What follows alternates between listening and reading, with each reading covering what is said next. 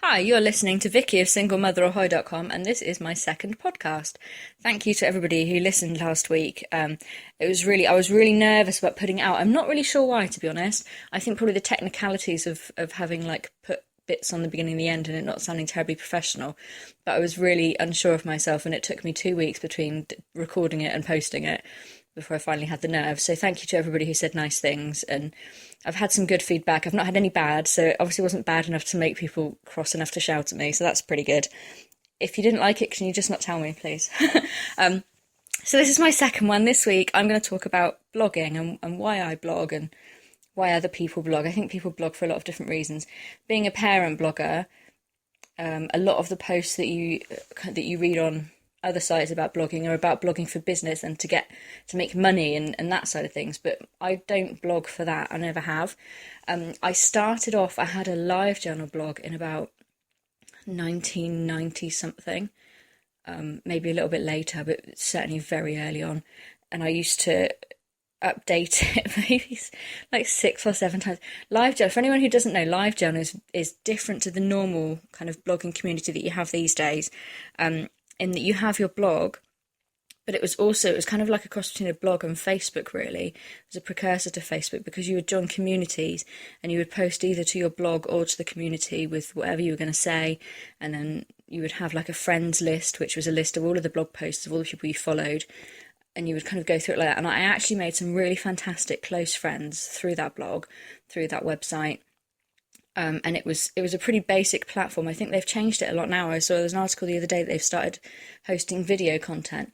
When I first started using it, it didn't host anything except for text. So if you wanted a picture on your blog, you had to upload it to, I can't remember the name of the site, but another site, any other site basically, and then put some HTML in your page. So if you were able to put HTML, I remember when I first learned to do HTML, and I remember to put I learned how to put a border around my post, around my picture, and then I learned how to do different coloured text and things, and it was like, wow, look what I did, and everyone was like, yeah, we've been doing that for ages, but it's like a big deal.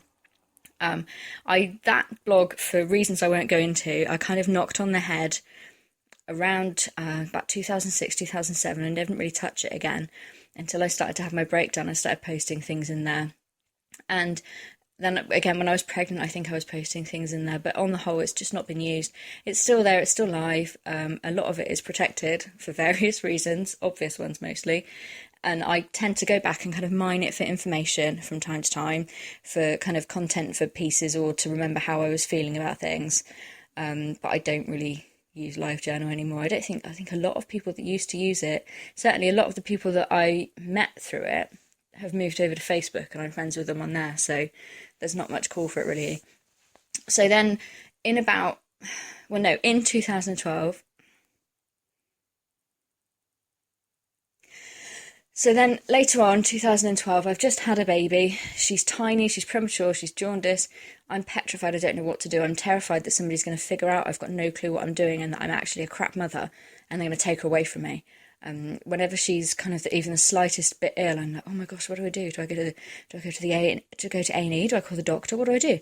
I didn't have any kind of clue about how to be a mother, and the whole thing terrified me from the beginning. And one day I can't even remember what it was, but I wrote this thing about being a single parent, just a short little bit about how hard it is, and being strong and all that business, because people used to say all the time, oh, you're so strong, and I go, I don't really feel very strong at all, really. I posted that on my Facebook as a note, and a friend of mine said to me, have you thought about writing a blog? And I thought of LiveJournal, of my kind of LiveJournal days where I'd write these like 6 or 7 angsty posts with a little bit of HTML and a lot of whining, basically. And I just went, no, I'm not doing that. She went, no, I think you should have a look. I think you'd get on with it. So I did have a look, and I set one up on Blogger.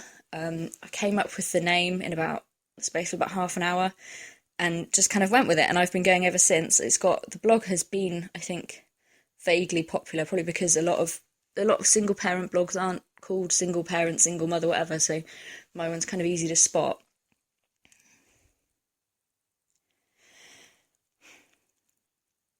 So I made one on Blogger. I thought of the name in about an hour. I didn't really put a lot of thought into it. I know you're supposed to really think about these things, but I really didn't, because I really didn't think that anybody would read it. I thought I would just write my thoughts down just to get them out of my head, really, to be honest. It's done reasonably well, actually. I'm really, really proud of it, actually, in the way that it's come. It's been going now for about two and a bit years. I've met a lot of nice people through it. I've been to some nice things and all that business.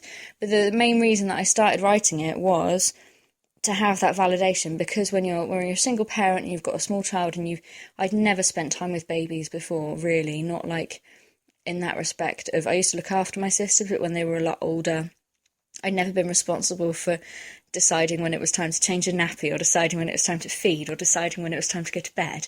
And it was like, oh my gosh, like, who do I ask? What do I do? Am I doing the right thing? And I had no confidence at all about anything. So the main reason I started the blog was really to have that validation of somebody saying to me, no, you're doing okay. And so that if I was doing something wrong, someone would tell me and I could change it and I wouldn't get into trouble. I had this terrible fear that my health visitor would find out that I was completely clueless and take my child away. I really thought she would. She would have done as well if I'd been particularly bad. She was very strong-willed, my health visitor, bless her. And I had this fear that I couldn't upset the health visitor. I had to do everything that she said. So she didn't say set up a blog, but I felt like if I had a blog and I was writing everything down, then it would be kind of a documentation of, look, see, she's trying, she's doing the best she can. And also that somebody would probably say to me, no, you probably shouldn't sit the baby on its head. You know, somebody would say something to me. So it was that, and it was kind of to feel like I was a good mum and doing the right thing. And then very quickly that kind of evolved into, actually, I don't give a shit what you think. Actually, I think I'm a good mum. I know my child is happy, and I don't need that validation anymore. Now I think I keep it going because I like to show off my child. I think she's pretty awesome. I like to go, look, she picked up a thing. Look, she did this. Like silly little things, that because there's nobody else here. There's nobody, the one other person on the planet who should care as much as I do, doesn't give a shit. Is not interested at all, has not been interested for a very long time. And it's very difficult when your child smiles for the first time or takes their first steps to know that, yeah, you know, Nanny's going to be happy about that. Your brothers and sisters will be happy about it. Nobody's going to have that, oh my God, nobody will have that feeling, because that person is well, I won't go into where that person is, but that person was not sitting next to me on the sofa going, oh my God, look, oh. And the blog has been very much about the fact that was missing, both from my perspective of having somebody there with me, but also as Samara grows up, this sounds really silly, but I really want her to know that she really was treasured and loved, and that I did do the whole, oh my God, look, my child just ate a pea business. I really want her to be able to see that as she grows up, and not at all feel that she's missed out through not having a father in her life. Gosh, that's a bit deep, isn't it? So yeah, I do that, but also I think the blog is it's reignited my love of writing, and I've really enjoyed writing it. So a lot of the stuff now that I write is not anything to do with Samara specifically. It's to do with other things that I just want to write about. And so I have that side of it too, and I quite enjoy that. And I'm kind of expanding that side of it, doing other things. And obviously, from having my blog and from writing and learning how to write that, I've begun to write blog posts for clients, for businesses on various different topics. And I really enjoyed that. That's really good fun for me. And it's great that I can sit at home and basically do what I love and get paid for it. It's always good fun when that happens. I think I wrote a post a while back about how everybody should write a blog. I went to a blogging convention last summer, and people were asking, what's your blog? What's it called? How old is it? And I said mine was at the time less than 2 years old. So I said I was about 18 months. And this other lady, who I won't name her, but her blog had been going for a long time. And she sort of made some comment about, there's so many new bloggers around these days, you don't know who's who. While I can totally get the sentiment of that, because I'm often really bad at tying up the person I've been chatting to on Twitter with their blog or what their child is called, or, defining moments in their life. It all sort of blurs into one, and I can't pick people out. But I don't think it's a bad thing that there are so many bloggers out there. I think it's fantastic, because everybody has their own voice. If you go back even kind of 30, 40 years, it was very much, people who had been chosen to go on television or the radio broadcasting their opinion or, you know, their view of things to the rest of us, and we would be quite passive and sit there. And now anybody can get up and write a blog about whatever they want, and as long as they're not inciting hatred or something, they can do as they please. And I think that's fantastic. I think it's great that everyone can have a voice. I think it's great that so many children are going to grow up and not just have, like when I was a kid, there were 4 of us when I was very small, and we had a Polaroid camera, but Polaroid camera films are expensive, so there weren't many pictures taken purely because it was an expensive business.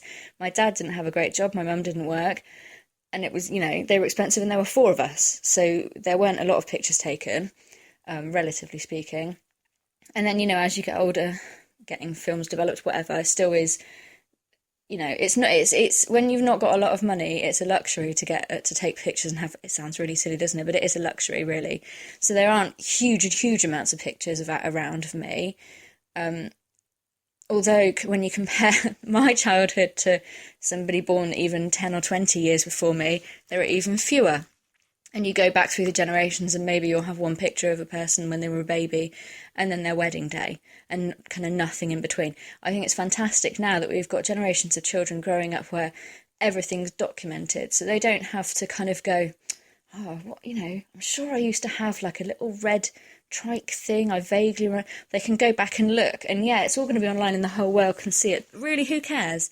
There's this whole privacy thing, and you think, well, realistically, in 10 years' time, it's going to be a very different story. I can remember a few years ago, nobody wanting to put any pictures of anything online, and now it's everywhere, isn't it? It's things are changing, and I think they're changing for the better. I think it's fantastic that everybody has blogs. I think it's fantastic there are so many parent bloggers.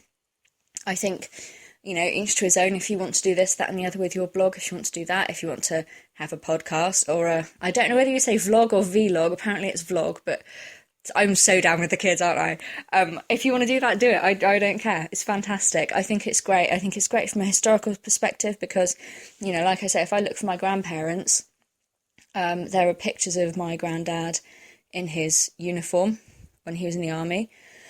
There's probably pictures of my nan when she was little. There's not much in between. There's their wedding day. There's, you know, christenings of their children, that kind of business. But there's not a lot there to know what their day-to-day life was like. And yeah, I know when we blog, we tend to leave out, who was it? Somebody wrote a fantastic post about, well, you know, you're the child of a blogger when you're told you have to play with the toy in front of the good wall in the living room. Like there's I know that we try and take pictures with something nice in the background, or, you know, we don't like, oh, let me just move that pile of washing before you sit there kind of thing. But it's still giving much more of an idea to people in 100 years' time of what our lives were like, what people were doing. Children's history lessons in 10 years' time are going to be done online, aren't they? Looking at these things. I think that's fantastic. I think it's really, really good. I think everyone should do it. For me, what I'm doing might be completely different to what, you know, other people are doing. I don't think there's anything to be gained by comparing yourself to others, either in a chart or kind of looking at somebody else's blog and going, oh, I'm not doing that, perhaps I should be doing that. Perhaps you should do whatever you want to do and balls to everybody else, frankly. I think it's fantastic. I love blogs. I love blogging. I love reading other people's blogs. I like the fact that the Weekend Blog Hop, plug, has evolved from being, it started off we were just mainly getting parent bloggers in because obviously Laura and I are both parent bloggers.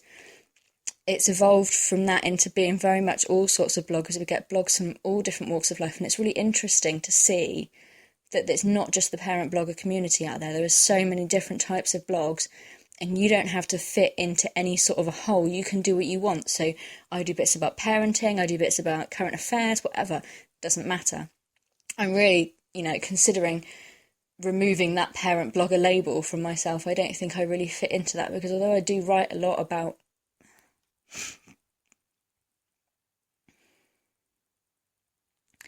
Gosh, I've been gibbering on a lot longer this week. I think I've got used to the sound of my own voice. Sorry. No, I'm not sorry at all. It's mine. You can jog on if you don't like it. Don't listen. I shouldn't say that, should I? Yeah, it's gone on a lot longer than before. I hope you've enjoyed it. If you have, I'd love to know why other people blog. Why do you blog? Why do you sit in front of your computer? And some of these blogs are so beautiful. What makes you do that? It's because you want to show off your ideas. You just like nice coloured things. Some of these blogs are really fantastic. A lot of them. I've never really come across a blog where I've gone, God, that's awful. People put so much time and energy into them, and a lot of people don't earn money off of it. So I'd love to know what makes you do that, what makes you come back every week, every day, and keep going at it. Do leave a comment or record your